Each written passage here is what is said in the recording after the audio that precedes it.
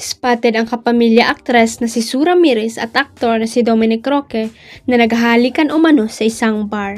Base sa kumakalat na video sa netizen, makikita na magkatabi ang aktres na nakasuot ng white dress habang si Dom naman ay nakasuot ng itim na shirt at cap.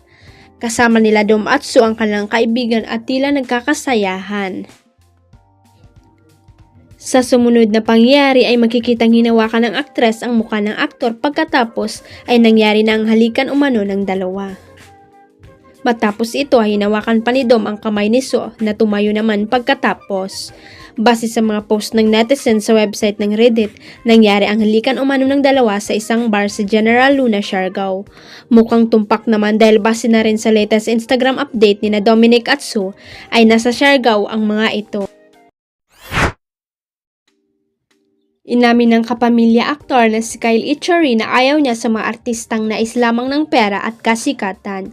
Sa kanyang naging 1-hour live chat session sa ABS-CBN kamakailan lang, sinabi ng binata na ayaw niya sa mga taong hangad mag-artista para lamang sa pera at kasikatan. Pinakaayaw kong attitude sa showbiz yung mga taong gustong maging artista para lang sa fame, para lang sa pera, pagbabahagi ni Kyle. Aniya kung ito lang raw ang drive ng isang artista ay hindi ito tatagal sa industriya.